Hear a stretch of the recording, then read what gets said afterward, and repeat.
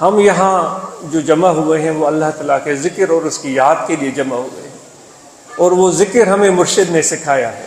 وہ ذکر بڑا سہل ہے، بس اپنے دل کے توجہ کو اپنے محبوب حقیقی کی یاد میں ہمیشہ صرف رکھنا ہے۔ قرآن مجید میں اللہ تعالیٰ فرماتا ہے جب تم نماز ادا کر چکے ہو فانتشروا فی الارض، پھر زمین میں پھیل جاؤ، وابتغوا من فضل اللہ، اور پھر میرے فضل کو تلاش کرو، اور واذکروا اللہ کثیرا لعلکم تفلحون، اور اس دوران میرا ذکر بھی کرتے چلے جاؤ تاکہ تمہیں کامیابی حاصل ہو۔ تو ہم اور آپ نے ہر سانس میں، ہر آن میں، ہر لمحے میں اللہ تعالیٰ کا ذکر کرنا ہے۔ تو وہ ذکر کیا ہے؟ وہ ذکر یہ ہے کہ یہاں دل ہے، اس دل میں ہمیشہ توجہ رکھنا ہے، کہ خیال رکھنا ہے۔ خواتین بھی جس طرح دوستوں نے بتایا کہ وہ سماعت فرما رہی ہیں، تو ان کی خدمت میں بھی یہی گزارش ہے کہ مرد ہوں یا خواتین ہوں، ہم سب نے اللہ تعالیٰ کا ذکر کرنا ہے، اور ذکر کا طریقہ یہ ہے کہ یہ دل ہے، توجہ رہے اللہ اللہ اللہ اللہ اللہ۔ یہ خفی ذکر ہے، یہ طریقہ نقش بندیہ کا ذکر ہے، اور یہ بڑا سہل ذکر ہے، اس میں کوئی محنت مجاہدہ نہیں، صرف توجہ سے ہوتا ہے۔ جو سانس ہم اندر لیں اللہ، جو سانس باہر نکالیں اللہ، ہر سانس میں، ہر آن میں، ہر لمحے میں، جہاں تک ہم سے ممکن ہو سکے۔ کبھی غفلت بھی آ جاتی ہے، لیکن آپ نے اور ہم نے مایوس نہیں ہونا ہے۔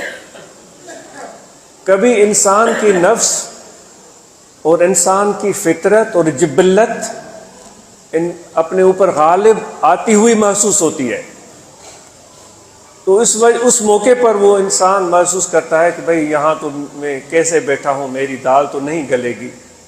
کبھی بھی نہیں میرے دوست، ہم نے کبھی بھی یہ نہیں سوچنا ہے، خواتین اور مردوں نے یہ نہیں سوچنا ہے۔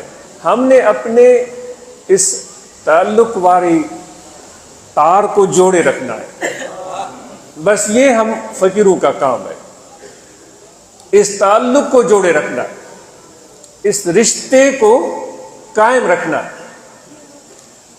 کچھ بھی ہو جائے، گناہ گار ہیں تو بھی ہمیں قائم رکھنا ہے، ہم بہت زیادہ بدکار ہیں تو بھی ہم نے قائم رکھنا ہے،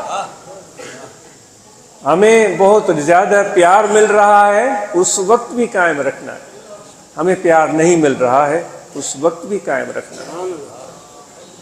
بلک پیار تو کچھ ہمیں تو غصہ نظر آ رہا ہے کہ ہم پر ناراضگی ہے، تب بھی قائم رکھنا۔ بلک ہمیں یہ نظر آ رہا ہے کہ ہمیں غصہ تو ہے، لیکن ہمیں یہاں بیٹھنا بھی پسند، ہماری موجودگی بھی پسند نہیں ہے، تب بھی ہم نے قائم رکھنا۔ بلک دوستو یقین کریں، یہ میں اپنے آپ سے باتیں کر رہا ہوں، آپ کو سمجھ میں آئے، میں اپنے آپ کو کہہ رہا ہوں، سمجھ میں آئے تو قبول کر لیں، سمجھ میں نہ آئے تو لاکھوں عقل مند لوگ بیٹھے ہیں، بڑے سمجھدار لوگ بیٹھے ہیں، آپ جا سکتے ہیں۔ یہ سمجھ میں آنا شروع ہو جائے کہ ہماری موجودگی بھی گوارا نہیں ہے، تب بھی قائم رکھنا ہے۔ تب بلکہ یہ محسوس ہو کہ موجودگی تو گوارا نہیں ہے، بلکہ ہمیں دھکے دیے جا رہے ہیں، تب بھی قائم رکھنا ہے، تب بھی قائم رکھنا ہے۔ بلکہ یہ محسوس ہو کہ دروازے ہمارے لیے بند کر دیے گئے ہیں، تب بھی قائم رکھنا ہے۔ یہ دیکھنے میں آئے کہ دروازے کو تالا لگا دیا گیا ہے، تب بھی قائم رکھنا ہے۔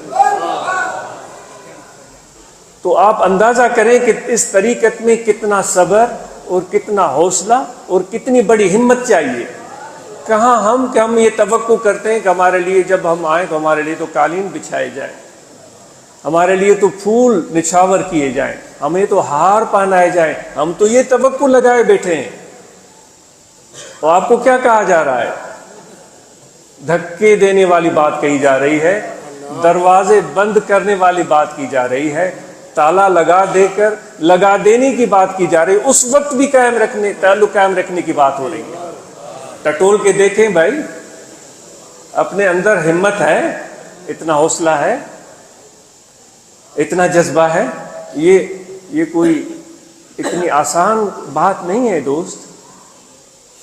جب تعلق قائم رہے گا تو پھر جو ہمارے کھینچنے والے شتروان ہیں، جن کی ہماری نکیل جن کے ہاتھ میں ہے، پھر وہ مڑ کر یہ نہیں دیکھیں گے کہ جو پیچھے ہمارے آ رہا ہے اس کے عمل اچھے ہیں یا گندے ہیں.